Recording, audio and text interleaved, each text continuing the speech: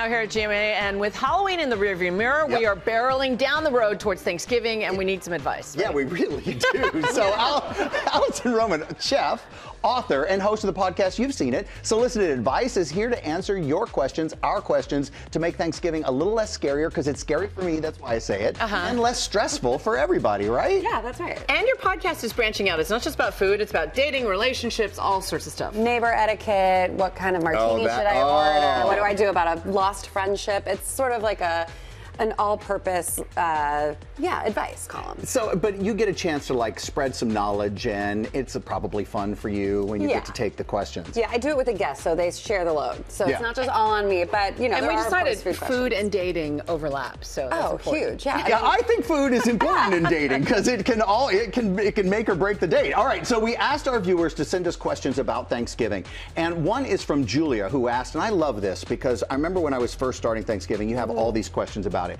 Do I need to purchase a large roasting pan, or can I make my turkey in a disposable tin pan? Is that like not okay? I love this question because people, when they're cooking, are constantly thinking they need more equipment, more ingredients, more time, whatever. Gadgets. And I think, honestly, a sheet pan is your best friend, and you can fit a whole turkey and vegetables. As we've done right here. Exactly. And people always say, are you sure it'll fit? I'm like, well, I showed you. But sheet pan, not cookie sheet. We need the lip on the end. Correct. Yes. Otherwise that would be a disaster. But I think like the sheet pan can do so much. You can roast vegetables, you can roast potatoes, you can roast a whole turkey. So it's all you need. It's all I ever use. I've never bought a roasting pan, never needed one, never wanted one. Right, and you don't need the big like double forks and the big racks and all that. This is going to work just fine. I don't even know where I would put it. Even if I did own it, I'm not even sure where it would. Where would you store it? Right. Okay, so we have another viewer question. It's from Nicole, so let's take a look at the video.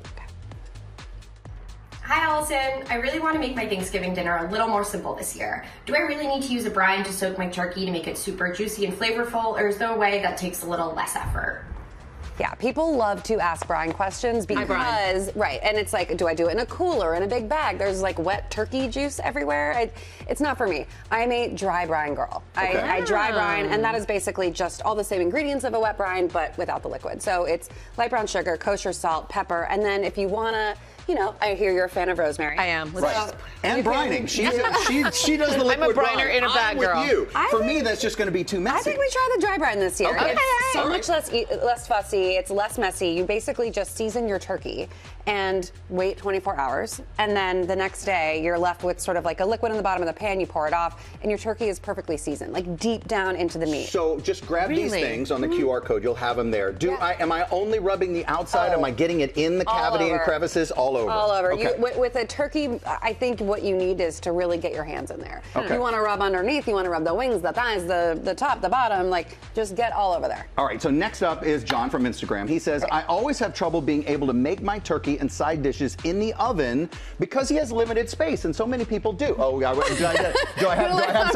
I doing something wrong? It's so possible. Yeah. So we're talking about limited space because it's a lot of dishes, it's a lot of sides, it's a lot of stuff, and most of us, especially if you live in a city environment, don't have a lot of space. No, tiny oven, tiny space. Let's say you have 2 sheet pans to work with.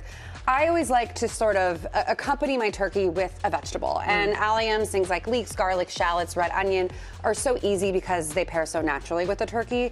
And a lot of people will sort of like discard that or think that it's only for flavoring the turkey. But I like to eat them. I like to douse them with vinegar afterwards, and that sort of serves as like a 2-in-1 side dish.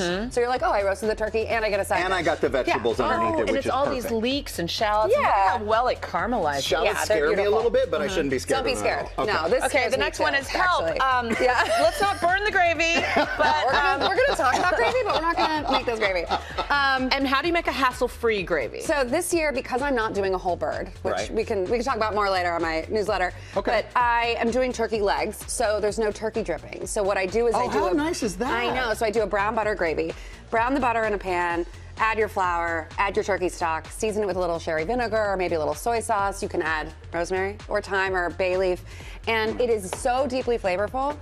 for no turkey drippings, and you can make it in like 20 minutes, and you can make it ahead, which I know people really like. What can I make ahead to not feel stressed out the day of? That is a big deal. Legitimately, my first question to my mom was, what do I do with these paper things that are inside the turkey that I don't know anything about? That? Do they stay in there? Do they come out? I have to take them out, right? As a person who has roasted a whole turkey with the stuff inside, I can't recommend it. It's not what you want to do. Take them out. You can use the giblets for things like gravy, or turn the liver into something like pate, but otherwise it's sort of like a remove and discard situation. I was surprised. I didn't know what to do with that. The turkey neck is excellent. Eat it. It's very, very good, but that is a turkey 101 question for sure. Yeah, exactly. Well, it smells awesome. I can't wait to taste it. Thank you so much for joining us, Oh my gosh, Alison. thank you for having me. It is delicious. It is delicious. And of course, you can check out Alison's podcast, Solicited Advice, wherever you get your podcasts, right? Yes. Yay, A delicious. Thanksgiving episode coming soon, so Absolutely. more questions ready for you. Well, hey there, GMA fans. Robin Roberts here. Thanks for checking out our YouTube channel. Lots of great stuff here. So go on, click the subscribe button right over here to get more of awesome videos and content from GMA every day, anytime. We thank you for watching, and we'll see you in the morning on GMA.